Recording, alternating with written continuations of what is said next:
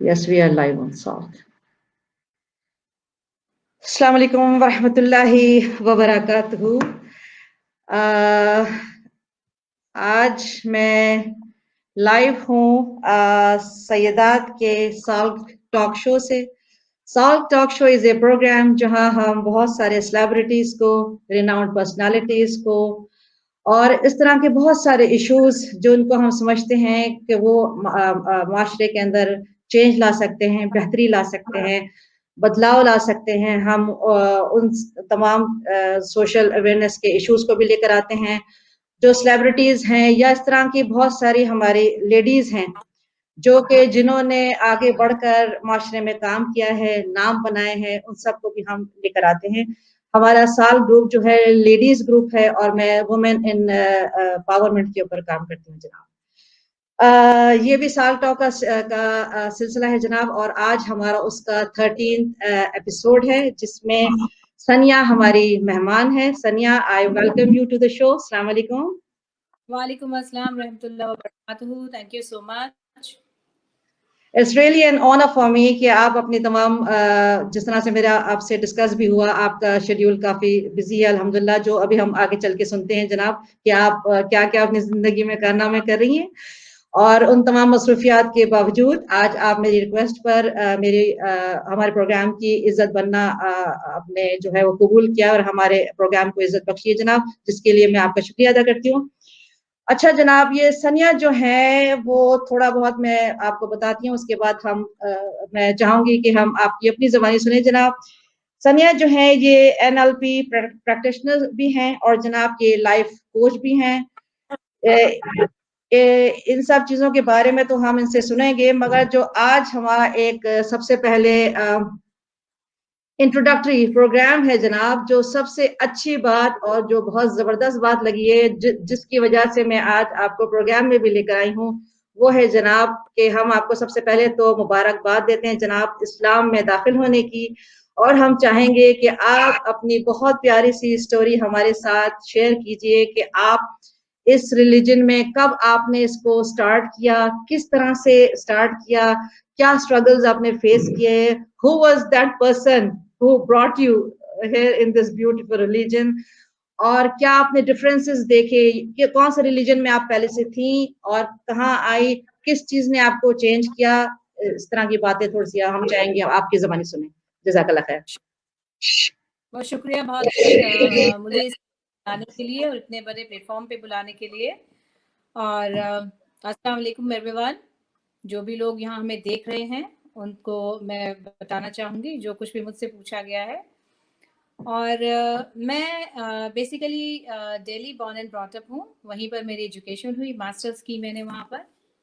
और अपने educational journey में मैं काफ़ी रिलीजन्स के बारे में पढ़ती थी, हमारे कोर्स वगैरह में भी था। तो वहाँ उस ज़माने में मैंने नबी सल्लल्लाहु अलैहि वसल्लम की बायोग्राफी का थोड़ा सा एक पार्ट पढ़ा था और ये पढ़ा था कि मुस्लिम्स कैसे होते हैं। मैं मल्टीकल्चर से, एक मल्टीकल्चरल कंट्री से हूँ, तो वहाँ मेरे बहुत सारे फ्रेंड्स थे। तो नॉन मुस्लिम्स भी थे, सिख्स भी थे और मेरे अपने फ्रेंड्स भी थे सारे।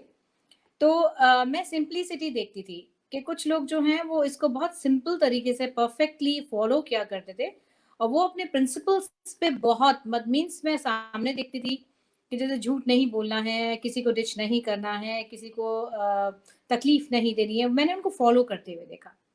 तो उन्हीं में फ्रेंड में से मेरे अपने फ्रेंड, मतलब एक बहुत अजीज क्लोज फ्रेंड भी थे जो अब मेरे हस्बैंड हैं, तो मैं उनके साथ ये सब चीजें डिस्कस किया जी। जबरदस्त, तो जबरदस्त। ये he was a Muslim, he was a Muslim। Yes. तो माशाल्लाह। मैं प्रीच ये सब की बातें किया करती थी तब, मतलब ये कि कॉलेज टाइम था मेरा, तो मैं पूछा करती थी भाई कैसे क्या।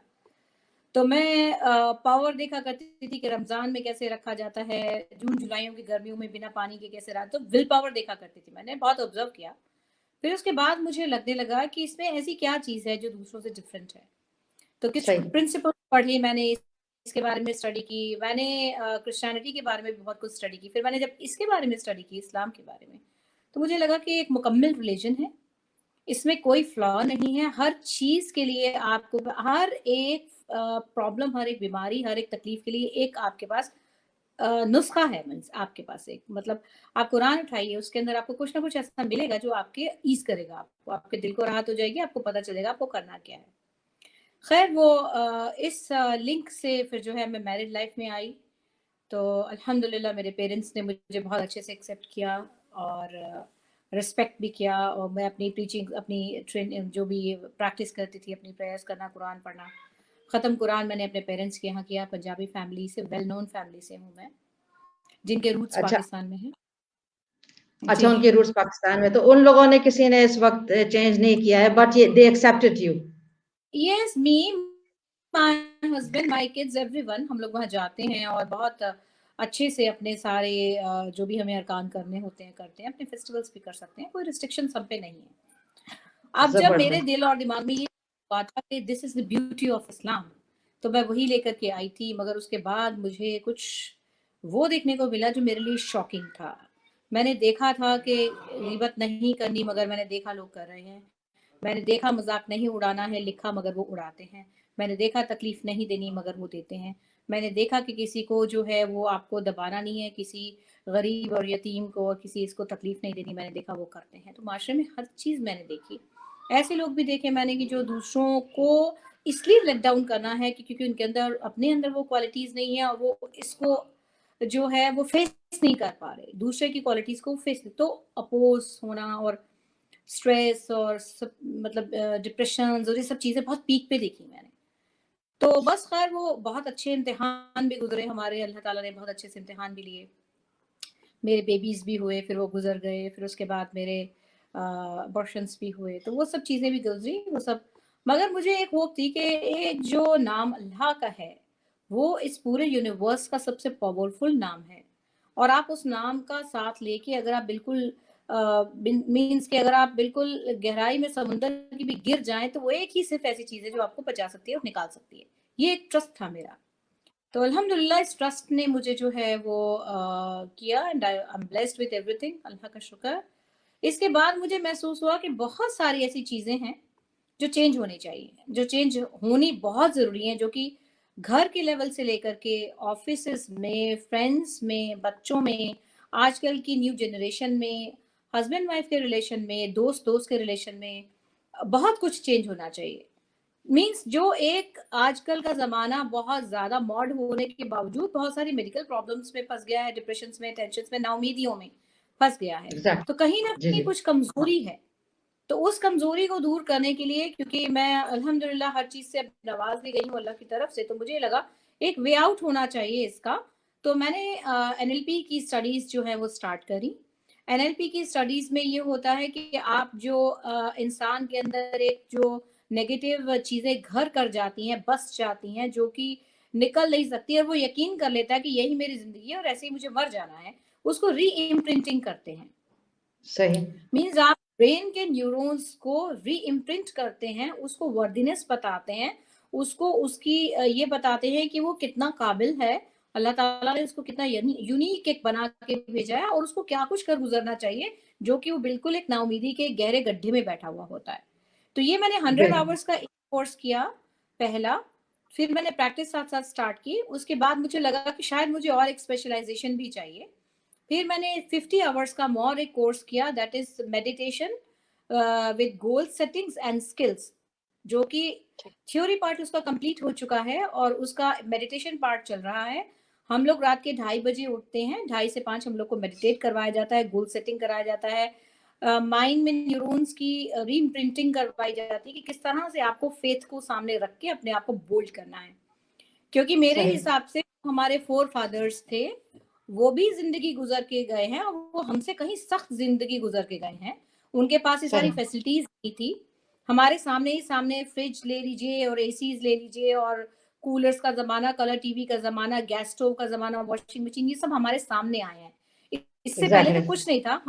मतलब ग्रैंडफादर्स या हमारे जो ग्रेट ग्रैंड पेरेंट्स हैं या हमारी मदर्स हैं, उन्होंने तो हमसे कहीं ज्यादा टफ लाइफ जी है। तो बिल्कुल। ऐसी क्या उनके पास एक पावर थी कि वो स्टिल आज भी वो हमसे ज्यादा पावरफुल है, और हम छोटी छोटी बात पे रोने लगते हैं, और मतलब होता है कि जिंदगी खत्म है, मतलब हम लोग बहुत जल्दी हार मान के कर देते हैं, सब खत्म है। तो जस्ट सही। इसको एक करने के लिए फिर मुझे लगा कि बीमारियां जो लोगों के अंदर बहुत सारी आई हैं उनका रीजन क्या है। तो बहुत सी बीमारियां, बहुत सी नहीं, ऑलमोस्ट 80-90% बीमारियां ब्रेन से रिलेटेड है, माइंड से रिलेटेड है। आपका माइंड सेट ऐसा होता है तो आपकी बॉडी वैसे एक्ट करने लग पड़ती है। तो उनको ऑटो इम्यून डिजीज भी कहते हैं, जिसके अंदर स्ट्रेस, डिप्रेशन, टेंशन, फियर और सप्रेशंस और आप थायराइड, आप ये समझ लिए कि ब्लड प्रेशर्स और डायबिटीज, सिरोसिस, और लास्ट स्टेज इसकी कैंसर। जब ये हद से ज्यादा आपके दिमागी उलझने और दिमाग को सप्रेस करने वाली चीजें बढ़ जाती हैं, तो हमारे हार्मोन्स हमारे अपने वजूद के खिलाफ काम करने लगते हैं। उसकी वजह से हमें ऑटो इम्यून डिजीज के साथ साथ बाकी सब चीजें भी आनी शुरू हो जाती हैं। तो जस्ट इसको रेक्टिफाई करने के लिए मैंने फर्दर मोर कोर्स ले लिया है, जिसका नाम है फूड एंड न्यूट्रिशन का कोर्स है। तो मैं इन सब चीजों को अपना बेसलाइन बना के, हर उसकी जो इन सब चीजों में एक वेब में फंस गया है, उन सब के लिए काम करने के लिए आगे हूँ। अभी मैं कई लोगों की कर चुकी हूँ थेरेपीज, कईयों की कर रही हूँ। कुछ बच्चे हैं, कुछ कैंसर पेशेंट्स हैं, कुछ ऐसे हैं जो डीप डिप्रेशन में हैं, कुछ ऐसे हैं कि जिनको लगता है वर्दीनेस से मतलब हम बेकार हैं, बिल्कुल हम कुछ नहीं कर सकते, उनकी वो सही। फीलिंग्स को ठीक करना। जी, तो बस ये सब एम है। तो मेरा तो कंट्रीब्यूशन टुवर्ड्स यूनिवर्स भी है। जी, आपने स्टार्ट स्टार्ट स्टार्ट कब से किया था, यानी ये अपना कैरियर को? मैंने स्टार्ट कोर्सेज वगैरह तो मैंने लास्ट ईयर कर लिए थे, मगर मैं ये जो स्टडीज करना और ये सब करना, मैंने जब मैं कोरिया में थी, मेरा 2012 में बेटा हुआ था, तो कोरिया में जब मैं थी तो मैंने ये सब स्टडीज वहाँ स्टार्ट की थी। वहाँ के जेन मास्टर्स होते हैं जो कि किसी पर्टिकुलर रिलीजन के नहीं होते, मगर उनको ये होता है कि मेडिटेट कैसे करना है, स्पोर्ट्स में करना, फूड एंड न्यूट्रिशन को देखना, ये सब चीजें मैंने वहां से स्टार्ट की थी। उसके बाद क्योंकि मेरे बच्चे छोटे थे तो मैं इनके ग्रूमिंग में लगी रही, और इनके साथ साथ अपनी कुछ कुछ स्टडीज करती रही, इसके ऊपर रिसर्च जितनी होती है, हाई लेवल ऑफ रिसर्च होती हैं, उनको पढ़ती रही और चीज़ों को एक्यूमुलेट करती रही। फर्दर जब मुझे लगा कि मेरी नॉलेज अब इतनी हो गई है कि अब मुझे एक जिसे सब्जेक्टिव स्टडीज की जरूरत है, जिससे कि मुझे लगे कि मैं अब स्ट्रांग हूँ, मैं लोगों को कह सकती हूँ कि हाँ ये मेरा हाथ यहाँ पर है, अब मैं कर सकती हूँ। तब मैंने लास्ट ईयर इनको स्टडीज को पिकअप किया, और दूसरा कोर्स मैंने जो है जो 50 आवर्स लास्ट ईयर खत्म कर लिया था मैंने, 100 आवर्स वाला, और 50 आवर्स वाला अभी मेरा प्रैक्टिकल पार्ट जो मेडिटेशन पार्ट है वो मेरा मार्च तक चलेगा, और थ्योरी पार्ट हम अच्छा। लोग ऑलरेडी कर चुके हैं। जी, अच्छा, थोड़ा सा उस तरफ भी आते हैं, जिस तरह से आपका ये रिवर्टिंग का जो सिलसिला है टुवर्ड्स इस्लाम, इसके बारे में भी आप थोड़ा सा मुझे, या दोनों चीजों को साथ साथ लेके चलते हैं, तो वो भी बताइए कि एक रिवर्ट के लिए इसको फॉलो करना कंपैरेटिवली एक बॉर्न मुस्लिम से अगर हम इसको कंपेयर करें, तो आप किस तरह से इसको कंपेयर करेंगे कि ये कितना मुश्किल है एक रिवर्ट के लिए सब चीजों को फॉलो करना, और एक बॉर्न मुस्लिम के लिए इसमें आप क्या डिफरेंसेस, और दूसरी बात देखिए ये कि कॉमन, आप जो, दूसरी बात ये है कि जो जी, आपने बताया कि आपने रिलीजन्स को पढ़ा भी है, तो उसमें आप थोड़ा सा डिफरेंसेस और सिमिलैरिटीज वगैरह डिस्कस करना चाहेंगी जो आपने देखी? बस ये है कि मैंने रिलीजन्स को पढ़ा, उसमें सबसे पहले ये कि जो मैंने हर रिलीजन में एक चीज कॉमन पढ़ी जो था, एक निरंकार, एक ईश्वर, वाहिद अल्लाह। ये चीज तो सब में कॉमन थी, मगर उनमें ये है कि उनके डिफरेंट डिफरेंट फेथ भी हैं, वो और भी बहुत सारी चीजों में फेथ करते हैं। तो एक ही रिलीजन ऐसा है जिसमें शिर्क नहीं है, जिसमें ये है कि बस वाहिद अल्लाह और सबको वही जाना है, and he is the creator and we belongs to him only, there is none other. और फिर जो मैंने, मुझ पे बहुत ज्यादा जो असर हुआ वो नबी सल्लल्लाहु अलैहि वसल्लम की जो जो गाइडलाइंस थी, जो उनकी बायोग्राफी है कि वो क्या थे और वो कहाँ से उठे और वो उन्होंने क्या क्या किया, और उनका अपना एक किरदार, मतलब हम इंसान जो हैं अगर किसी भी जगह स्टक हो जाएं और अगर हम मुड़ के देखें तो हमारे नबियों के ऐसे ऐसे एग्जाम्पल्स हैं हमारे पास कि हम पे वैसे ही हिम्मत आ जाती है कि भाई जब इतने बड़े बड़े, मतलब जो कि जिनको अल्लाह ने चुना था, जब उनके बिल्कुल। ऊपर शक्ति हो सकती है तो हम तो कहीं स्टैंड ही नहीं कर सकते।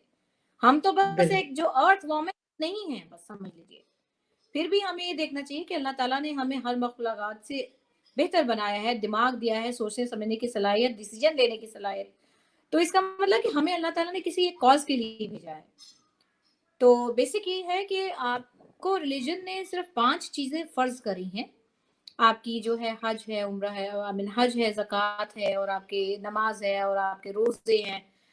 मगर आपका जो हिसाब और किताब और जो आपका दारोमदार, जो आपका मीज़ान में तोले जाना, वो हुस्न अखलाक आपका सबसे पहले है। आप एक इंसान को दूसरे इंसान के साथ ट्रीट कैसे करते हैं?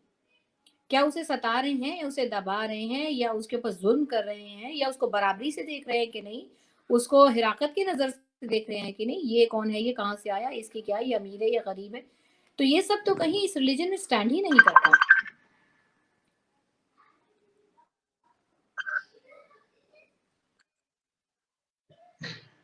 हाँ जी, जी। जी, जी, कैरी ऑन प्लीज़, सॉरी।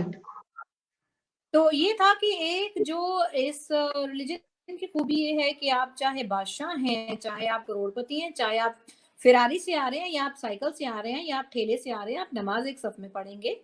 आपकी कहीं किसी चीज़ पे बड़ाई नहीं है, अल्लाह के सामने आप सब एक खड़े हैं। चाहे आप गोरी हैं या काली हैं या बहुत अमीर हैं या बहुत गरीब हैं या बिल्कुल आप बर्तन मांजती हैं, आप एक सफ़ में खड़ी होके नमाज़ पढ़ेंगी। कहीं किसी मतलब अल्लाह की तरफ से कोई किसी के लिए फ़र्क नहीं है। तो ये जो फ़र्कें करी हैं, ये सब दुनिया ने करी हैं, जो कि मेरे हिसाब से जो है ये गलत है और ये चेंज होना चाहिए। सही है, ठीक है। अच्छा, थोड़ा-सा आप ये एनएलपी वगैरह के बारे में बताइए कि ये इसको लेकर आपके क्या टारगेट्स हैं और किस तरह के आपके पास जो आप पेशेंट्स कहेंगी इनको या किस तरह के लोग आपके पास आ रहे हैं? क्या कुछ वो फेस कर रहे हैं और किस तरह से आप उनके साथ डील कर रही हैं? हाँ जी, मेरे पास में कुछ लोग आ रहे हैं जो कि कैंसर सर्वाइवर हैं और एक लेडी जो है वो सर्वाइव की है, मगर उन्होंने एक अच्छा काम ये किया कि उन्होंने क्योंकि वेल ऑफ घर की थी, तो उन्होंने अपनी ज़िंदगी का रुख जो है वो लोगों के लिए काम करने के लिए और ऑर्फनेज के लिए और ओल्ड एज के लिए अपना रुख मोड़ दिया। तो उन्हें बहुत ज़्यादा लेवल ऑफ सैटिस्फैक्शन हाई हो गया, जिसकी वजह से वो बहुत कम कीमो से, जबकि उनका केस 3rd स्टेज पे था, बहुत जल्दी उन्होंने क्योर किया। क्योंकि उनको अब मतलब एनएलपी के हवाले से कहिए तो उनका माइंडसेट अच्छा था, रिलीजन के हवाले से कहूँ तो उनको दुआएँ बहुत थी। आप दोनों अच्छा, चीज़ों को काउंट देख सकती हैं। जी। और एक मेरे पास आए उनको हस्बैंड वाइफ दोनों था, उसकी ज़बान जो है वो 60% काट दी गई थी। तो उनको जब लोग डॉक्टर्स ने कह दिया था कि वो बोल नहीं सकते और उन्होंने मुझसे बातें की, वो अबाउट 45 मिनट्स बात करते रहे। बात करने के बाद उन्होंने सिचुएशन मेरे सामने रख के फिर पूछा कि अब मैं क्या करूँ? तो मैंने उनको लाइफ़ का पर्पस बताया कि उनकी 2 बेटियाँ हैं, वाइफ़ भी क्योंकि कैंसर पेशेंट रह चुकी थी, मगर उनका बस एक ही रोना ये था कि मेरा सारा पैसा खत्म हो गया। फिर मैंने उनको वर्दीनेस बताई कि ये इतनी सपोज़ कि तुम्हारी छोटी बच्चियाँ थी और तुम और तुम्हारी बीवी दोनों अगर खत्म हो जाते, उन बच्चियों को कौन देखता? ना पैसा होता, ना घर होता, ना पेरेंट्स होते। तो एकदम उसको मतलब टच की ये बात कि हाँ, कम से कम मैं अपने बच्चों के सर पे तो हूँ। मैं उनके लिए कर तो सकता हूँ, कुछ उनको पाल-पोस के बड़ा कर सकता हूँ मैं। और मैंने कहा कम से कम ये है कि तुम अब निकल आए हो इससे, अब उनको फ्लरिश होते देखो, उनके स्कूल के रिजल्ट्स देखो, उनके कॉलेज देखो, उनको बड़ा होते देखो। पता नहीं कौन से ऊँचे मकाम पे बच्चे जाएँगे और उसके बाद कहाँ पर तुम उनकी खुशियाँ देखोगे। अपने आप को एटलीस्ट उस एज तक ये रखो कि आप ज़िंदा हैं और उनकी खुशियाँ देख रहे हैं। फिर ये मेरे बहुत पास बड़ी कुछ बात। जी, जी, सॉरी, बहुत बड़ी बात होती है कि एक इलाज तो वो इलाज होता है जो आप दवाइयों से करते हैं, दवाइयों के थेरेपीज़ बिना होती हैं। healing होना बहुत ज़रूरी है और हमारी बॉडी का मैकेनिज़्म इतना स्ट्रॉन्ग है कि आपको शायद ये याद होगा, जब हम 14-15 साल के होते हैं और हमारे पैर में काँच लग जाता है, हमारे हाथ में कट्स पड़ जाते हैं, हम कुछ भी अप्लाई नहीं करते, एक बैंडेड लगा के छोड़ते हैं और हमारी हमारी बॉडी पूरी-पूरी हील हो जाती है। यहाँ तक कि कहीं कई जगह कई कैसी-कैसी एलर्जीज़ आके निकल जाती हैं और हम कुछ भी नहीं करते, ऑटोमैटिकली हील होती है। जब हम बड़े हो जाते हैं और हमें लगता है ये बहुत सीरियस मैटर हो गया है, अरे ये तो पता नहीं क्या हो गया है, ये तो जाने भागो डॉक्टरों के पास। तब हमारी चीज़ें बिल्कुल, और खराब होनी शुरू हो जाती है क्योंकि हम पहला मैसेज अपने आप को देते हैं कि ये खराब हो गया है। एक्सेप्टेंस इस चीज़ की नहीं करते कि अल्लाह ने हमें बहुत बड़ी एक पावर हीलिंग की दी है। तो बस ये फ़र्क है। एनएलपी करता है कि आपको वापस हीलिंग पैटर्न पे डाल देता है बिना मेडिसिन के। Heal without medicine, eat your food as medicine. NLP stands for? Neuro linguistic programming. हाँ, ये थोड़ा-सा एक्सप्लेन करें ताकि वो अगर एनएलपी के पास जिस तरह से लोगों के पास कोई भी प्रॉब्लम आ जाती है, अक्सर को तो पता भी नहीं होता कि हमारे पास प्रॉब्लम क्या है हमें और जाना किसके पास है। That is the main problem. कि you should ऐसा know है how कि to choose and who to choose. पहला क्वेश्चन तो मुझसे ये कहिए कि how do you know we need NLP coach? How do you so know? The That's what I want to first ask. कि क्वेश्चन, भाई, जी जी, जब आप सुबह उठें और आपको लगे कि आज का दिन भी और दिनों की तरह चढ़ा है और विदाउट एनी कॉज आज का दिन खत्म हो जाएगा, कुछ नया नहीं है हमारे पास करने के लिए, लाइफ बासी हो गई है, हमारे पास कुछ नहीं है और हम बस ऐसे है कि दिन चढ़ता है, खाना बनाते सो जाते हैं, देयर इज नथिंग न्यू। और फिर आपको लगे कि कोई वर्दीनेस नहीं है, क्या किसी को क्या फर्क पड़ता है? जब आपको ये लगने लगे कि अगर मुझे कुछ हो जाए किसी को कोई फर्क नहीं पड़ता, इट मीन्स यू नीड। दूसरी बात, अगर आपको लगने लगे कि मैं तो कुछ कर ही नहीं सकता, मैं तो कुछ भी करूं हो ही नहीं सकता, तब इट मीन्स यू नीड। तीसरी बात, अब आपको लगे कि जो सामने बैठा हुआ है वो जो कुछ भी आपके बारे में कह रहा है कि ओफो तुम तो इतनी बीमार हो गई, तुम्हारे तो घुटने जुड़ गए, तुम्हारे तो सर में दर्द हो गई, तुम्हारे तो आंख खराब हो गई, अब ठीक नहीं हो सकता, भाई तुम्हें तो शुगर हो गई, अब कैसे ठीक होगा, दवाइयों के साथ ही शुगर तो जिंदगी के साथ ही खत्म होती है, तब हाँ, आपको लगना चाहिए हमें एनएलपी की जरूरत है। क्योंकि देखिए, जो भी परसेप्शंस आपको लोग देते हैं ना, वो ऐसे देते हैं कि जो उन्होंने सुना हो या उन्होंने देखा हो, वो नहीं है जो exactly. आपने किया। इसलिए आप जो हैं, अपने दिमाग को वो फीड करिए जो आपका यकीन है, और उस यकीन को पुख्ता करने के लिए you need NLP. You need NLP coach जो आपको ये बता सके कि यूनिवर्स में जितनी चीजें हैं, रिलीजियस पॉइंट ऑफ व्यू से जो बताई गई हैं, कुरान और अल्लाह और हमारे नबी सल्लल्लाहु अलैहि वसल्लम और हमारे सारे नबी, वो सच है, सूरज सच है, हवा सच है, आसमान सच है। इसके अलावा अगर लोग आपसे कहें कि आंधी तूफान आ रहा है, भैया बाहर मत चली जाना, बहुत बड़ा एक्सीडेंट हो सकता है, तो वो गलत है। कोई कहे कि भैया 60 साल के हो गए, अब क्या करना है, आप घर में बैठ जाओ, अब क्या करना है, वो गलत है। ऐसा नहीं है, उम्र आपकी खत्म नहीं होती। कोई कहे अब आप 60-65 साल के हो गए, अब क्या जिंदगी बची है, वो गलत है। कोई आपसे कह रहा है ब्लड प्रेशर हो गया, सारी उम्र दवाइयां खानी पड़ेंगी, वो गलत है। कोई आपसे कहे थायराइड हो गया, अब तो शुरू हो गई दवाइयां, अब नहीं खत्म होने की, ये सब प्रिस्क्रिप्शन गलत हैं। आपको यकीन बिठाना होगा अपने ब्रेन को। अक्सर तो आपको आप जी या हमारे औरतों का तो वो एक चलता है ना कि जो जो अपने साथ हुआ होता है, अगर आप किसी के साथ एक साइकोलॉजी भी है ना औरतों की, कि अगर आप किसी से कहेंगी कि मुझे ये हो गया है, तो आपका सवाल तो वहीं रह गया कि मुझे ये हो गया है, दूसरी जो कहानी शुरू करेगी कि अरे तुम्हें क्या हो वो गया है अपनी जो मुझे हो गया। एक बात और तुम्हें होती क्या है हो कि गया। औरतों को एक एज के बाद इसमें बहुत मजा आने लगता है कि बहन मैं भी बीमार और तुम भी बीमार, आओ हम बैठ के बीमारी की बातें कर रहे हैं। और दूसरी बीमारी की बात, उनको बात ये है, बड़ा अच्छा लगता है कि मैं तो बीमार हुई, दूसरी भी बीमार है। मतलब दूसरे भी उनको बीमार। कि हम जो एक अपने आसपास एक नेगेटिव ऑरा इकट्ठा करते हैं, और औरों को, आदमी हो या औरत, वो उस औरे को एंजॉय करने लगती हैं कि हाँ भाई अब क्या करें। नहीं भाई, आप अपने को भी कहिए कि तुम्हें ठीक होना है, और दूसरे की भी बात पकड़ के पुल करिए कि भाई ठीक होना है, हमें हेल्दी होना सही है। बात, कि पहले सही। जमाने में लोग इसीलिए इतने अच्छे थे कि वो जम के मेहनत करते थे, खाना खाते थे, जंक फूड नाम की कोई चीज नहीं थी, चारपाइयों पे सोते थे, खुली हवा में, आसमान के टच में होते थे, जमीन के टच में होते थे, बारिशों में नहाते थे। तो ये जो नेचुरल एक जो चीज थी वो हम लोग जो खोए हैं, उस वजह से हमने बहुत सारी बीमारियों को बिल्कुल ट्रे में रख के अपने लिए इनवाइट किया कि आ जाओ हमारे पास और हमें तुम्हारी जरूरत है। तो बेसिकली ये सही कॉन्सेप्ट है। तोड़ना मेरा एम है, और मैं कर रही हूँ थैंकफुली अल्हम्दुलिल्लाह। और कुछ बच्चे हैं जिनको फियर हो जाता है, जैसे कि सुबह उठते वो बेचारे सुनते हैं कि डफर कहीं के आता नहीं है, फलां बच्चे को देखो कितना तेज है तुमसे, वो फलां देखो उसको, उसके तुम्हारे तो 97% आए, तुम्हारे कितने परसेंट आ रहे हैं।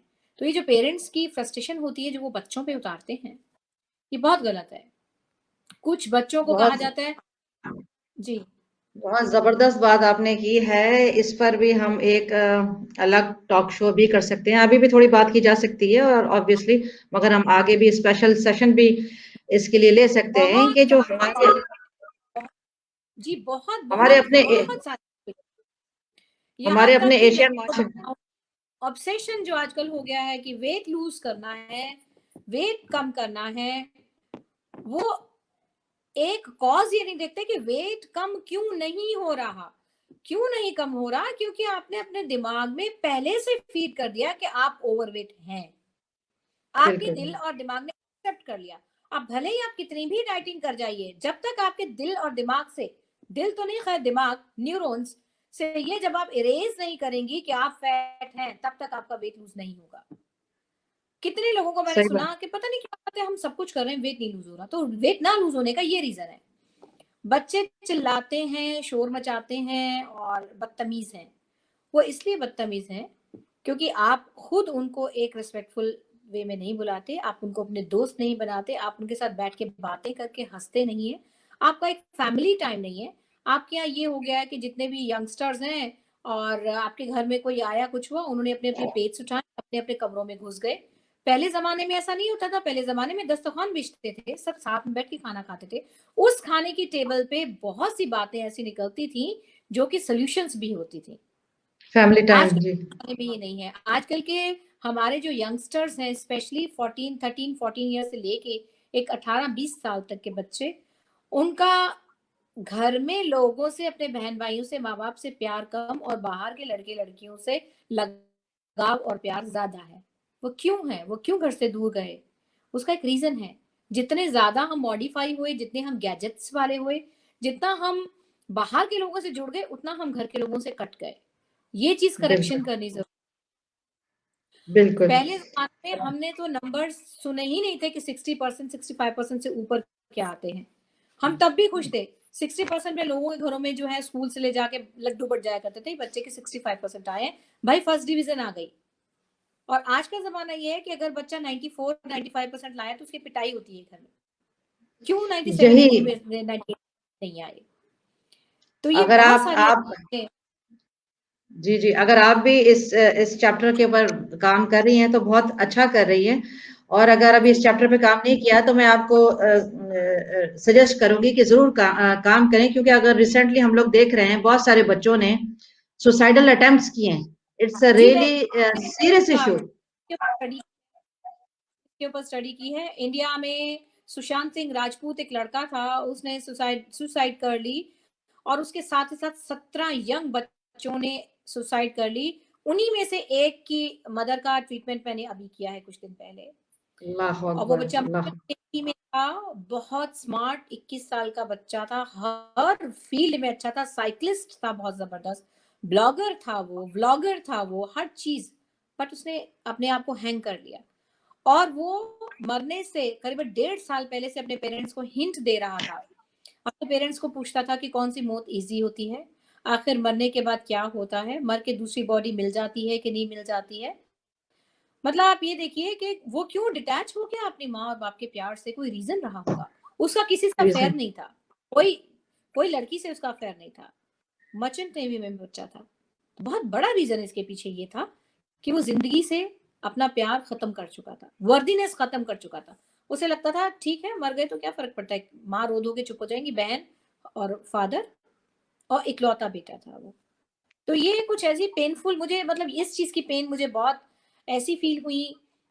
एक और कजन ही है हमारे, उन्होंने भी शूट कर लिया था। उनको भी ये होता था कि क्वेश्चंस पूछते थे कि क्या रमजान में मर जाने से आखिरत तो नहीं खराब होती, क्या बख्शीश हो जाती है कि नहीं।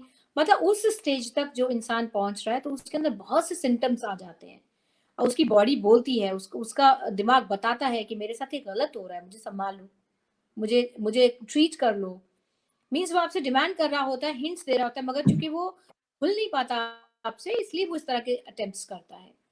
तो डेफिनेटली ये बहुत एक सीरियस मैटर है हमारी बच्चियों के लिए, बच्चों के लिए, यंगस्टर्स के लिए, जो डिप्रेशन में आ जाते हैं उसके बाद इतने बड़े बड़े अटेम्प्ट्स करते हैं, जो कि बिल्कुल हमारे रिलीजन में अलाउड ही नहीं है और इसकी बख्शीश कहीं नहीं है।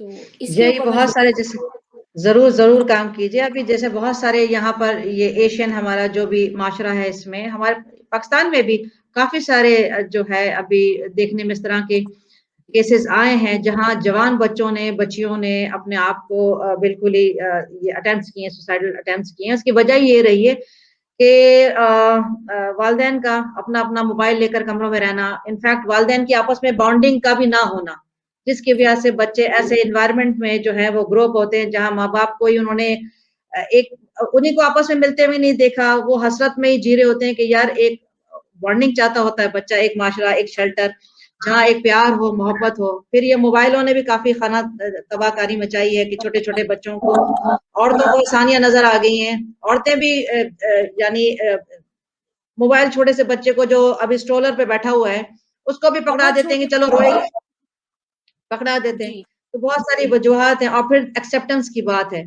आप लोगों को यानी जैसे है आप जिस तरह से एनएलपी के शोबे से हैं, तो आप ये अवेयरनेस अपनी तरफ से लेकर आ सकती हैं, जो लोग आपको कांटेक्ट कर रहे हैं। और इनफैक्ट ये जो हमारा सोशल मीडिया की पावर है, जैसे आज आप हमारी मेहमान हैं हमारे प्रोग्राम में, इसी तरीके से मैं चाहूंगी कि आप और टॉक शोज भी जो है जरूर ज्वाइन कीजिए और इस तरह मैं की अवेयरनेस। मैं चाहती हूँ कि जो मैं कर सकती हूँ इसके लिए मैं करूँ। मैं ये भी बताना चाहूंगी कि इसकी जो इंफ्रारेड रेड रेजेस होती हैं और इनके जो लो बैटरी होने पे जो रेजेस निकलती हैं, उसके ऊपर स्टडीज की हैं मैंने, उसके कितने ज्यादा खराब असरात हैं जो आपके डीएनए तक पहुंच जाते हैं। फास्ट फूड जो हम खा रहे हैं, मोमोज खा रहे हैं और ये बर्गर्स खा रहे हैं, डोनट्स खा रहे हैं, पिज्जाज खा रहे हैं, इसके इतने खराब इफेक्ट हैं बॉडी के ऊपर जो कि आपके डीएनए को डैमेज कर देते हैं। इतनी इतनी सीवियर प्रॉब्लम्स लड़कियों में कर देते हैं कि मैंने तो पूरी इसके ऊपर स्टडीज की है कि लड़कियों में हार्मोनल से लेकर के और पीसीओडी से लेकर के और फर्दर कंसेप्शन को लेकर के और बॉडी के ऊपर भी उनका जो है वो इफेक्ट क्या होता है। यहाँ तक कि जो एक बॉयलर चिकन है जिसको कि इंजेक्शन दे के बड़ा किया जाता है, उसका फीमेल हार्मोन कितना खराब असर है, ओवरऑल बॉडी पे बहुत खराब असर है। तो मैं इस बात को बहुत जोड़ती हूँ कि क्या चीजें आपको अलाउड की गई थी रिलीजन में खाने के लिए वो 100% ठीक है, 100% ठीक चीजें हैं, वो आपको वही खानी चाहिए। आपको मिलेट्स खाने चाहिए, आपको बाजरा खाना चाहिए, आपको ज्वार खाना चाहिए, गेहूं का कम यूज करना चाहिए। मतलब बहुत सी चीजें ऐसी हैं जो मैं खोलना चाहती हूँ लोगों के आगे, टॉपिक्स लाना चाहती हूँ, अवेयरनेस लाना चाहती हूँ, एनएलपी के लिहाज से भी और फूड एंड न्यूट्रिशन के लिहाज से भी, बच्चों के दिमागी तौर पे भी। हमारे साथ ये हुआ है कि हमने अपने पेरेंट्स को इंटैक्ट देखा है, क्योंकि हमने एक्चुअली हमारी जो जनरेशन है जो इस वक्त अराउंड समझ लीजिए 40 से 50 के बीच में है, उसने अपने पेरेंट्स को देखा है कि वो जुड़े हुए थे। उन्होंने वो टाइम देखा है कि जब लालटेन भी जलते थे, जब चारपाइयां भी थी।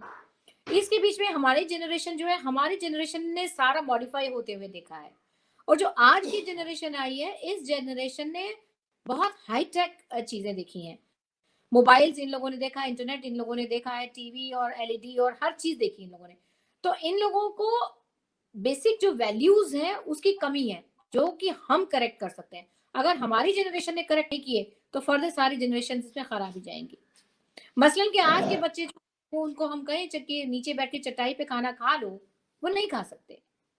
और एक बहुत मैं आपको आखिरी और बहुत ही छोटी सी बात कर रही हूँ, अगर मैं उनसे कहूँ कि वेस्टर्न वॉशरूम में ना जाकर दूसरे वॉशरूम में जाओ तो उनको यूज करना नहीं आता, जबकि उसके हेल्थ बेनिफिट कितने जबरदस्त हैं। यूज तो ये करना भी नहीं आता होगा। बिल्कुल बिल्कुल। बहुत सी चीजें हैं, बहुत सी चीजें हैं जिनको करेक्ट करना है, मगर हमें बड़े सब्र के साथ अपने बच्चों को अपने एनवायरनमेंट में दोबारा लाने की कोशिश करनी है, बैक टू द रूट्स चलना है विद एडवांस टेक्नोलॉजी। लाइक हमारे जो प्रिंसिपल्स हैं वो हो जो हमारे रूट्स में थे, हमारे पेरेंट्स में, फोर फादर्स में, मगर हमारी टेक्नोलॉजी वो हो जो आज के बच्चों में है। तो इस तरह से हम ओवरऑल अपनी पूरी जनरेशन का वेलबींग करेंगे। और दूसरी बात, बच्चे और बच्चियों को जो एक दीनी तालीम है, वो हम मतलब कुरान जरूर पढ़ाते हैं मगर हम उसके मायने नहीं बताते। अगर उनको मायने पता होंगे ना तो उनको पहले ही पता होगा कि ये जो सुसाइड का अटेम्प्ट करना है ये भी हराम है, और हम जो ऐसी वैसी चीजें खाते हैं ये भी गलत है, या हम जो ड्रग्स के चक्कर में पड़ जा रहे हैं वो भी गलत है। एक जो तमीज सही और गलत की वो यहीं से आ सकती है। इसी तरह से अगर आप चाहते हैं आपके बच्चे बाहर की दुनिया से बहुत ज्यादा न जुड़ पाए, लाइक जो आजकल के बच्चे फॉल्स इन्फेक्चुएशंस में हो जाते हैं, और तो आपको उनको ये बताना होगा कि हराम क्या है, जिनाकारी क्या है, आपको किस चीज से बचना है। जिस बच्चे के दिमाग में ये सब चीजें आ जाएंगी वो फिर नहीं गलत करेगा। जैसे हम अपने बच्चों को कहते हैं कि बेटा देखो ऐसा है कि तुम च्युइंगम खा रहे हो, गले में नहीं डालना, पेट में नहीं डालना, वो गलत है, तुमको समझ आ जाएगा। छुरी रखी है उसको छूना नहीं, आग जल रही है उसको टच नहीं करना। इसी तरह से हमें बहुत सी ऐसी चीजें हैं जिसको हम चाहते हैं, तो हमें उनके दोस्त बन के उनको बताना है, गाइड की तरह हमें चलना है बेसिकली, मगर अपने आप को बच्चों पे हावी नहीं करना है। कई पेरेंट्स इस कदर सख्ती करते हैं, इतनी सख्ती करते हैं कि उनके बच्चे उनकी सख्ती की वजह से सुसाइड कर लेते हैं कि माँ बाप नहीं है ये तो बवाल हो गए। तो वो बात बस सही है। ऐसे केसेस देखे हैं कि पेरेंट्स ने इस कदर सख्ती की कि उसने कहा खत्म करो। ये भी हुआ है। तो मैं ये चाहती हूँ कि एक मतलब एक बच्चे को, छोटे से बच्चे को जब आप एक ट्रीट करती हैं तो आप ये समझें कि आप तो अपने 40s में हैं और वो 4 ईयर में है। आपके और बिल्कुल। उसके बीच में एक 45 इयर्स का गैप है। आप एक ग्रोन अप, एग्जैक्टली। बिल्कुल एक्सपीरियंस्ड माइंड वाली है और उसकी टेंडर एज है, वो अभी सीख रहा है। आप उसको अपने लेवल पे लेके और डांटना और मारना शुरू करती हैं, आप टाइट करती हैं उसे, आप उसको लानतें भेजती हैं, आप उसको झाड़ें भेजती हैं। उसका एक तरीका है अपना सीखने का भाई, वो उसको थोड़ा सा, बच्चे को थोड़ा समझने की कोशिश करिए, पेशेंस रखिए, उसको टाइम दीजिए, जो टाइम आजकल की लेडीज के पास नहीं है, कम है, क्योंकि वो खुद अपने चीजों में बहुत मसरूफियात में है। बस ये है एक फर्क। अच्छा, अपने दोस्तों के बारे में बताइए। अक्सर इस तरह से होता है, जैसे अगर जिस तरह से आपने बड़ा बोल्ड स्टेप लिया है और एक रिलीजन से दूसरी तरफ आई हैं। मैं आपको ये बताऊं कि मेरे अपने दोस्तों दोस्त थे वो कॉमन थे और सऊदी अरब में भी हैं और 30 साल पुरानी दोस्ती है। उन लोगों के बच्चे मेरे हाथों में हुए हैं माशाल्लाह, बिल्कुल, मतलब 2-2 दिन के बच्चे उनके, और मैं फिर बहुत साल के बाद ब्लेस्ड हुई। तो मैंने उनके बच्चों को वही जगह दी जो मेरे बच्चों की होती है, और मेरा उतना ही ऑनर करते हैं। और अच्छा, जब मेरे साथ ज़बरदस्त। बहुत सारी प्रॉब्लम्स गुजरी, जब मैंने अपनी औलादों को खोया, बेटी को, फिर ट्विंस को, फिर 2 अबॉर्शंस मेरे साथ भी हुए, बहुत एक ट्रेजिक उसमें से। तो वो सपोर्ट जो वहाँ पर मेरी मदर नहीं थी, मेरी सिस्टर नहीं थी, मेरे फादर नहीं थे, मेरी सिस्टर लॉ नहीं थी, मेरी मदर लॉ नहीं थी, मेरी दोस्तें ऐसे खड़ी थी कि मेरा घर, मुझे, मेरे हस्बैंड को, सब लोगों ने ऐसे सँभाला है कि शायद उनका थैंक यू मैं कभी नहीं कर सकती, करना भी नहीं चाहूँगी। अपनी दुआओं से मैं हमेशा उनका थैंक यू करना चाहूँगी। और वो लोग आज भी, मतलब मेरे वजह से जब उनको बहुत इंस्पिरेशन मिलता है, कई लेडीज ऐसी थी जिनको इनफर्टिलिटी की प्रॉब्लम रही, उन्होंने भी मतलब इतना ज्यादा अपने आप को ऐसा फील किया, महसूस किया कि आज वो भी ब्लेस्ड है। 2 फ्रेंड्स के यहाँ ट्विंस हुए, एक के यहाँ 2 बेटियां, एक बेटा एक बेटी। तो शुक्र है अल्लाह का कि ज़बरदस्त। बहुत जी अल्हम्दुलिल्लाह। क्योंकि वो इस तरह से होता है ना कि वो आप जिस तरह से ये जैसे आपने बोल्ड स्टेप लिया, वो दोस्तों में इस तरह की बातें हो जाती है ना कि यार तुम क्या, या मुसलमानों के चक्कर में क्या तुम पड़ रही हो। क्योंकि जिस तरह से आपने कहा कि भाई इस्लाम तो रिलीजन तो अच्छा है, मगर इसको जो यानी इस्लाम अच्छा ये है, मुसलमानों ने उसको अच्छा। पूरी कायनात का बेहतरीन रिलीजन है, मगर उसको फॉलो करने वाले बहुत खराब लोग हैं जिनको बहुत संभलने की जरूरत है, समेत मेरे। मैं किसी को एलिगेशन नहीं हाँ, दे रही। हमारे समेत है ये ऑब्वियसली, हमारे समेत हम फॉलो करने वाले हैं जिसने इतने प्यारे रिलीजन को जो है ऐसा बना दिया, मगर इस्लाम में कहीं बुराई नहीं है। इट्स कोई यूनिवर्सल। बुराई नहीं, मुकम्मल है। मैंने आपको कहा आप एक टॉपिक लीजिए, आप एक टॉपिक लीजिए कि मुझे ये तकलीफ है, आप कुरान खोलिए, आप हदीसों के हवाले से देखिए, आपके पास सोल्यूशन आ जाएगा उसका। आप खाने की कोई तकलीफ है, कोई एग्जैक्टली। बीमारी, कुछ है, आप खोलिए कुरान को, उसकी तस्वीर तस्वीर देखिए आप उसकी, और उसके बाद आपको जो है एक सोल्यूशन मिलेगा उसका, आपको एक वे आउट मिलेगा। आपको पता होगा, आज मेरी ही फ्रेंड्स जो कि बॉर्न मुस्लिम्स हैं, वो मुझे से पूछती हैं कि स्नेहा भाभी हम क्या करें अपने बच्चों के लिए, अपने घर के लिए, कई चीजों के लिए सलाह लेती हैं। हम लोग बैठते हैं, बात करते हैं। मैंने जुबेल में अराउंड 14 इयर्स बिताए हैं, बहुत अच्छा, बहुत बड़ा सर्कल है मेरा वहां पर। खोबर में भी बहुत प्यारे दोस्त और 30-30 माशा। साल पुराने दोस्त हैं। अल्हम्दुलिल्लाह मैं बहुत ब्लेस्ड हूँ, मेरे दोस्त बहुत अच्छे और बहुत एजुकेटेड लोग हैं और बहुत खुले दिमागों वाले लोग हैं। रादर मुझे लगता है कि वो आपस में एक दूसरे की जितनी रिस्पेक्ट करते हैं उससे कहीं ज्यादा मुझे मिलती है, कहीं ज्यादा। यू आर ब्लेस्ड देन, अल्हम्दुलिल्लाह एंड माशाअल्लाह। अच्छा, हम दूसरा आप ये बताइए, आप जहाँ मैं पढ़ रही थी आपका ये थोड़ा सा बायोडाटा वगैरह, और ऑब्वियसली जो प्रोग्राम में जिसको लेकर आती हूँ तो उसको मैं फॉलो भी कर रही होती हूँ। आपके लाइव कॉल्स वगैरह भी मैंने प्लेटफॉर्म में, और आपका यूट्यूब चैनल भी है। किस नाम से बनाया हुआ है आपने चैनल अपना यूट्यूब का? मैंने मैप्स के नाम से बनाया है, maps mind, appearance, personality and soul. जबरदस्त तो जनाब। मैं चाहती हूँ कि एनएलपी से मैं लोगों के मेंटल प्रॉब्लम, जितनी भी उनकी फिजिकल मेंटल प्रॉब्लम हो रही है, उसका सोल्यूशन करूँ विदाउट मेडिसिन। उनके अपीयरेंस को, क्योंकि हर इंसान, जैसे कि किसी इंसान के ऊपर कोई तकलीफ तारी है, तो या तो कोई यूं बैठा मिलेगा या यूं बैठा मिलेगा या सोचों में बैठा मिलेगा। उसके अपीयरेंस को ठीक करना, पर्सनालिटी को ठीक करना, क्योंकि मान लीजिए किसी की पर्सनालिटी में कोई डिसऑर्डर आ गया है। जैसे मैं पेज पे पढ़ रही थी आपके भी कि किसी के हस्बैंड कुछ कर रहे हैं, किसी के हस्बैंड कैसे कर रहे हैं, किसी लेडी को बेचारी को कुछ तकलीफ है, किसी की अभी अभी शादी हुई है और उसको इतनी जल्दी है कि कंसीव कर लूं 3 मंथ्स के अंदर ही। मगर ये कि आपकी पर्सनालिटी मुकम्मल होनी चाहिए, आपके अंदर फियर क्यों है? आपको एग्जैक्ट। एक एक ट्रस्ट होना चाहिए कि आप बहुत कुछ करके आई हैं, अचीवमेंट्स है आपकी। फर्दर आपको बहुत बड़ी एक जिम्मेदारी देखनी है। और सोल का जो है कुछ ऐसा कि हम रिलीजन के हिसाब से भी कुछ थोड़ा सा होना चाहिए कि हमें ये रास्ता मिला हुआ है और हमें इस पे ऐसे चलना है। मतलब मान लीजिए मेरे दिल और दिमाग में एक बार आए भी कि उसको नीचा दिखाने का, तो मुझे फौरन इस बात का शऊर होना चाहिए कि मुझे तौबा करनी है, मेरे अल्लाह को ये चीज बुरी लग सकती है। ये सब जबरदस्त चीजें बात। मैंने मैप्स का आगाज किया है। मैप्स का चैनल जो है मेरा, प्लीज सब लोग उसको सब्सक्राइब करें। मैं अभी, क्योंकि बहुत ज्यादा जल्दी नहीं हुई है मुझे सब स्टार्ट करें, क्योंकि मुझे लगता था मीडिया में इतना कुछ नहीं, मैं पर्सनल करूं लोगों के लिए, तब बात और थी। बीच में कोरोना का बहुत बड़ा टाइम स्पेन आ गया तो नहीं करा मैंने।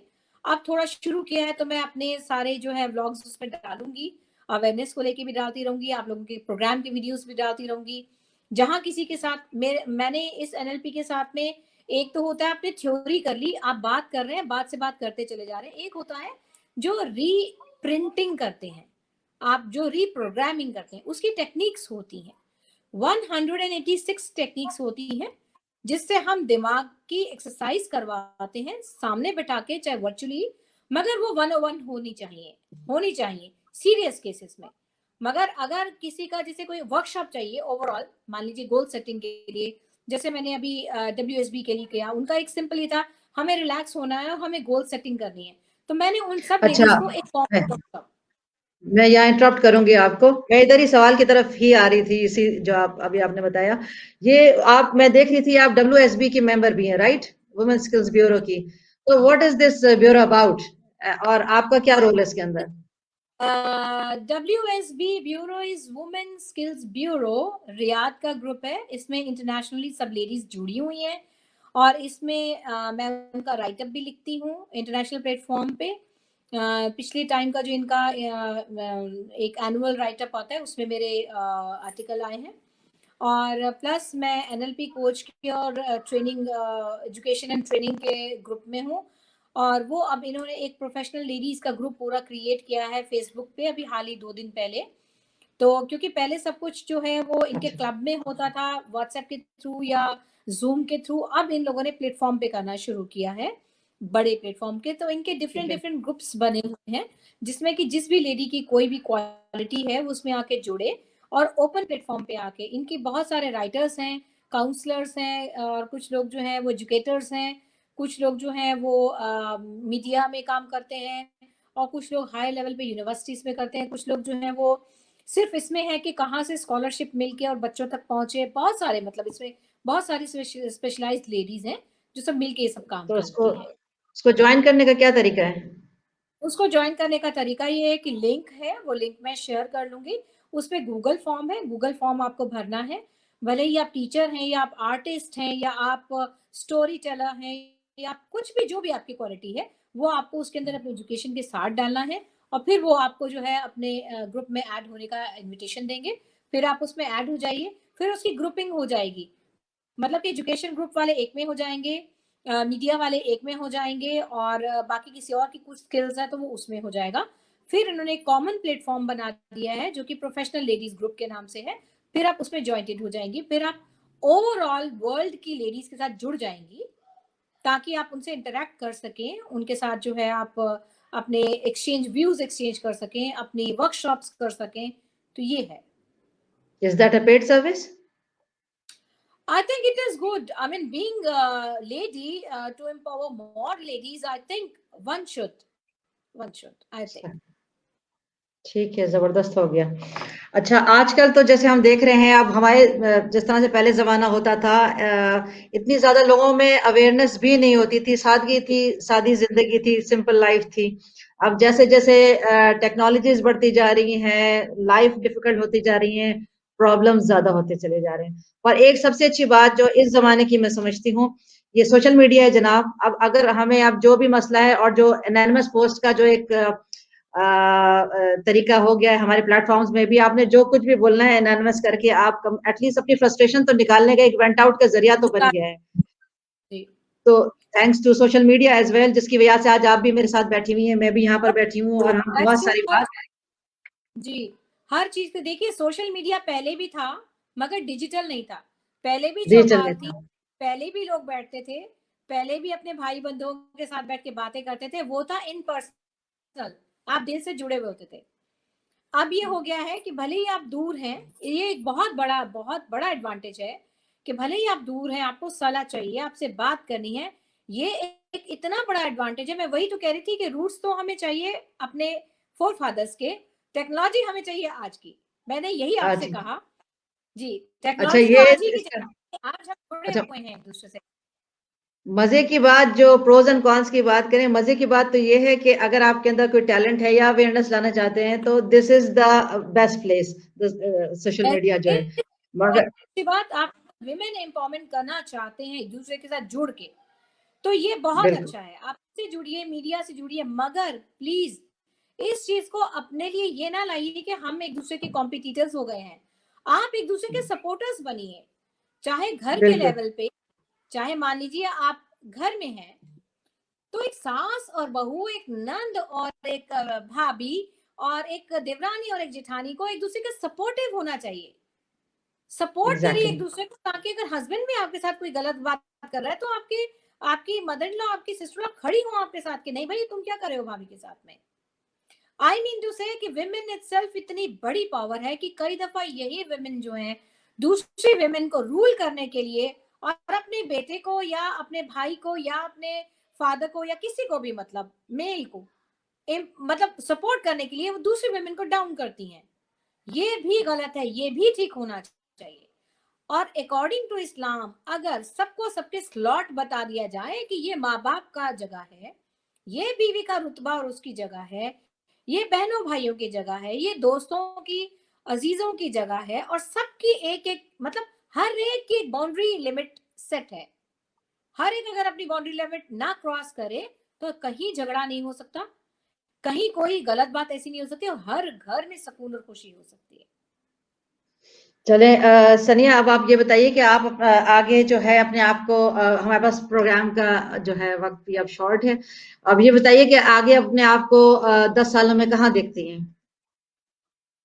मैं 10 सालों में इंशाअल्लाह अपने आप को, इंशाअल्लाह, देखिए मैं, आप राधा मुझसे ये पूछिए कि तुमने अपनी लाइफ का पर्पस क्या बनाया है, तो अल्लाह ताला के एक हुक्म से मैं चाहूंगी कि अगर कभी मैं इतनी हो पाई, मुझे उम्मीद है पूरी, क्योंकि मेरे दिल में एक रोशनी है कि शायद मैं करूंगी, तो मैं एक ऐसा ओल्ड एज होम बनाना चाहती हूँ जिसमें मैं एक पोर्शन में ओल्ड एज लोगों को रखूं जिनको लोग छोड़ देते हैं खत्म होने के लिए। को बता दिया जाता है कि तुम सब, ये वही लोग हैं जिन्होंने उन बच्चों को बोलना, चलना, फिरना, काम करना सिखाया होता है। ये वही एक्सपर्ट होते हैं जिनको बता दिया जाता है कि गुड फॉर नथिंग वो खत्म है। उन लोगों को रखूं, उन यतीमों को रखूं जिनको वालिदैन नहीं है। मैं चाहती हूँ बड़े बुजुर्गों को बच्चे मिल जाए और बच्चों को माँ बाप मिल जाए, और एक बहुत ही खुशहाल एक घर जैसा कहते हैं वो बनाना चाहती हूँ। और उसके अंदर मैं चाहती हूँ कि मेरे एक फर्दर 10 साल तो नहीं हो सकता, बहुत और टाइम लग जाए इसमें, कि उसमें मैं एनएलपी भी रखूं, उसमें मैं, क्योंकि मैंने योगा के भी एडवांस कोर्स किए हुए हैं, तो प्राणायाम से लेकर के मेंटल रिलैक्सेशन एक्सरसाइजेस से लेकर के योगासन सारे मैं वहां पर सेट करूं, जहां फूड एंड न्यूट्रिशन भी हो बुजुर्गों के लिए, बच्चों के लिए, लेडीज के लिए, जहां पर एनएलपी भी हो, जहां पर केयरिंग भी हो, और जहां पर एक बहुत खुशी और सुकून हो, जिससे कि अगर वो इस दुनिया से डिपार्ट हो तो उनको ये ना हो कि वो गिल्ट में मर गए या वो दुख में मर गए, उनको ये हो कि हमने सुकून के आखिरी साल काटे। तो ये एक मेरी बहुत बड़ी ख्वाहिश है, आप सब लोग दुआ करिएगा कि मैं ये कर पाऊँ। हमारी दुआएं बाकी आपके फर्दर साथ मैं है, हमारी फर्दर दुआएं आपके कमिंग साथ जी। मैं बोलती आपके हूँ जी। हमारी जी जी, हमारी दुआएं हैं आपके साथ सनिया। और मैं खुद भी मैं इंशाल्लाह ताला जो आपकी ख्वाहिश है उसमें आपके साथ हूँ। और इनफैक्ट अगर आपने मेरी लास्ट कॉल सुनी हो तो एग्जैक्टली मेरे भी आगे के जो अगर तो अल्लाह ने जिंदगी दी तो मेरे अपने भी इसी तरह के प्लान थे जो आप इस जरूर वक्त सीनियर सिटीजन्स की बात कर रही थी। मैं थोड़ा सा बात करना चाहूंगी यहाँ पर भी। हम खुद देख रहे हैं ये जो एज पेरेंट्स आज हम भी वालिदैन हैं, हम देख रहे हैं कि हम वो तमाम बैरियर्स तोड़ देते हैं। हम वो भी भूल जाते हैं कि हमारे प्रोफेशन का क्या है। हम अपने हालात के मुताबिक हर प्रोफेशन अपना लेते हैं, जिस तरह के अप्स एंड डाउन्स भी हमारी लाइफ में आते हैं उस वक्त हम ये भी भूल जाते हैं हम डॉक्टर हैं, हम इंजीनियर हैं, हम क्या हैं। वो जिस फेज से हम गुजर रहे होते हैं उसमें हम चीजें भी बेचने यानी जिसे कहते हैं हम उस तरफ भी चले जाते हैं कि अपनी फैमिली को पकड़ के रखते हैं। और वही बच्चे, बड़ा तल्ख फैक्ट है हमारी जिंदगी का, वही बच्चे अपने वालिदैन के लिए अपने घरों में एक कमरा बनाना भूल जाते हैं। उनको यही नहीं पता होता कि यार इन एक कमरा वालिदैन का भी होता है। तो ये बड़े तल्ख हकीकत है। तो ये आप अपने एनएलपी से भी और अपना जिस तरह से जी। आप ये शेल्टर बनाने की बात कर रही हैं, मैंने कुछ बहुत करंट केसेस देखे हैं जिसमें माँ बाप के जिंदा होने के बावजूद बच्चों ने उन्हें फोर्स किया है कि उन्हें जायदादें दे दें। उनके जीते जी जायदादें ले ली, पैसे भी ले लिए, मकान भी ले लिया, और अब उन मकानों के अंदर माँ और बाप के लिए जगह नहीं है, क्योंकि वो एक बेटे का था, फिर बेटी ने अपना हिस्सा ले लिया, फिर दूसरे ने भी ले लिया, फिर तीसरे ने भी। 3 बेटे और 1 बेटी।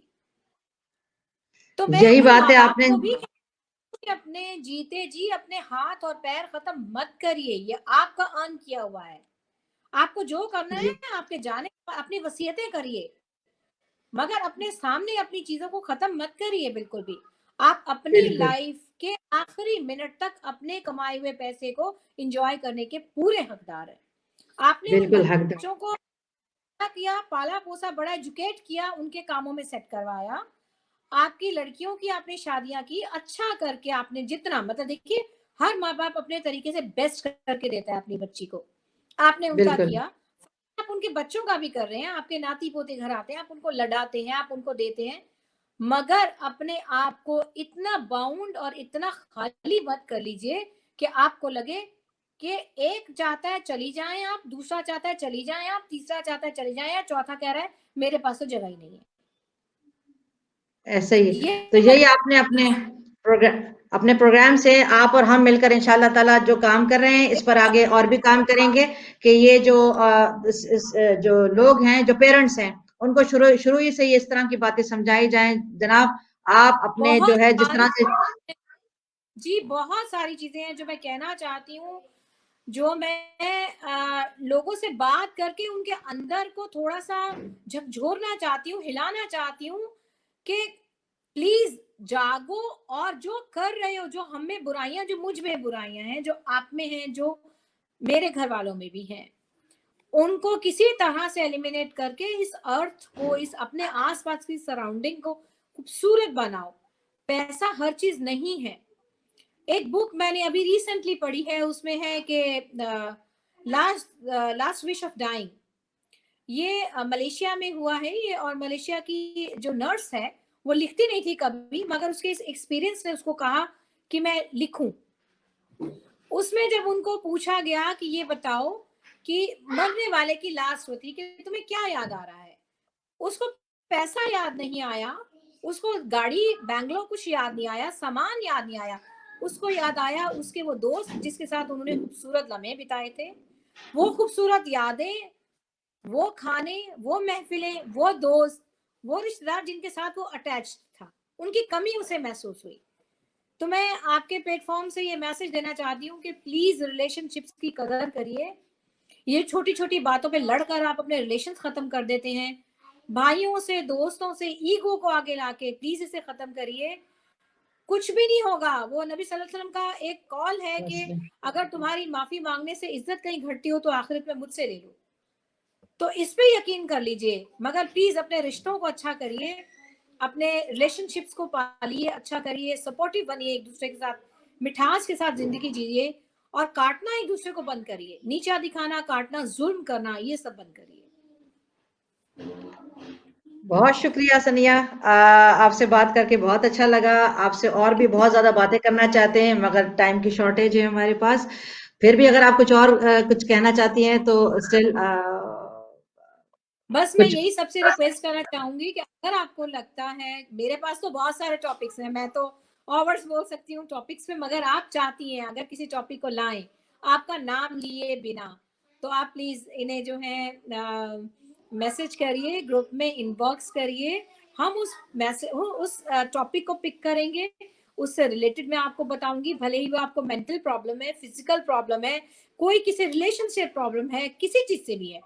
मैं अभी भी इसमें स्टडीज कर रही हूँ। अगर आप मुझे बताएंगी कि आपका कोई टॉपिक है तो मैं फर्दर उस पर मोर स्टडीज करके उसके कंक्लूजन्स लेके आऊंगी आपके पास। हम ट्राई करेंगे कि इस ग्रुप से, इस प्लेटफॉर्म से आपको सकीना दिल का महसूस हो, आपको रिलैक्स महसूस हो, आपको लगे कि आपने किसी अपनी सहेली से सब कह दिया, अपनी दोस्त से कुछ कह दिया और आपका नाम भी नहीं आया और आपको सोल्यूशन भी मिल गया। तो मैं ये सब लोगों से कहना चाहूंगी। जज़ाकल्लाह खैर, बहुत शुक्रिया ज्वाइन करने का सनिया, आपसे बात करके बहुत मजा आया। इंशाल्लाह ताला आज तो आपके साथ एक इंट्रोडक्टरी कॉल थी, पर इंशाल्लाह ताला आप इंशाल्लाह मेरे अपकमिंग प्रोग्राम्स में भी हम आपको जरूर लेकर आएंगे। बहुत शुक्रिया जी। अस्सलाम वालेकुम रहमतुल्लाहि व बरकातहू। अस्सलाम वालेकुम एवरीवन। वालेकुम अस्सलाम, जज़ाकल्लाह खैर, अस्सलाम वालेकुम। हाँ जी जनाब, आज हमारे साथ सनिया लाइव थी हमारे प्रोग्राम साल्क टॉक शो में। साल्क टॉक शो हमारा प्रोग्राम है जिसमें हम सेलिब्रिटीज को, रिनाउंड पर्सनालिटीज को, या इस तरह के बहुत सारे सोशल अवेयरनेस के इश्यूज जिससे हम समझते हैं कि वो माशरे में एक चेंज, एक बदलाव लेकर आ सकते हैं, बेहतर माशरा बनाने में हमारी मदद कर सकते हैं, हम उन तमाम इश्यूज को भी लेकर आते हैं। या अगर आप ये समझते हैं कि आपके अंदर कोई टैलेंट है, अगर आप समझते हैं कोई इस तरह की बात, अगर आपको प्लेटफॉर्म की जरूरत है और आप समझते हैं कि आपको कोई इस तरह का प्लेटफॉर्म नहीं मिल रहा, आपको प्रमोशन नहीं मिल रही है कहीं से, पर आप टैलेंटेड हैं, आपके अंदर कोई ऐसा हुनर है जो आप दुनिया के सामने लेकर आना चाहते हैं, तो हम सईदात ग्रुप के साथ, मैं उसकी ग्रुप की एडमिन हूँ, मैं आपके साथ हूँ जनाब, और हम आपके उस हुनर को प्लेटफॉर्म में जरूर लेकर आएंगे और उसको प्रमोट करेंगे, आपका साथ देंगे इंशाल्लाह ताला। मैं वुमेन इन एम्पावरमेंट के ऊपर काम करती हूँ और औरतों को अपने साथ लेकर चलती हूँ, और हम सब मिलकर एक दूसरे की हिम्मत बढ़ाते हैं और एक दूसरे को आगे बढ़ने में एक दूसरे की मदद करते हैं जनाब। अगर आप भी हमारा ये प्रोग्राम जो है वो ज्वाइन करना चाहते हैं, साल्क टॉक शो का सिलसिला बहुत अच्छा जा रहा है और आगे भी इंशाल्लाह ताला आप लोगों की मदद से जाता रहेगा। अगर आप भी मेरे प्रोग्राम की आप गेस्ट बनना चाहते हैं जनाब, मुझे इनबॉक्स कीजिए, और जो भी आप इश्यूज वगैरह लेकर आना चाहते हैं और इसमें गेस्ट बनना चाहते हैं तो मुझसे बात कीजिए। नेक्स्ट वीक इंशाल्लाह ताला वीकेंड पर फिर नए टॉपिक और नए गेस्ट स्पीकर के साथ फिर मैं हाजिर होंगी। आपकी मेजबान Umme Ibrahim Qureshi, the admin and the leader and the founder of साल्क सईदात अल रियाद लेडीज क्लब। जज़ाकल्लाह खैर, अस्सलाम वालेकुम व रहमतुल्लाहि व बरकातहू।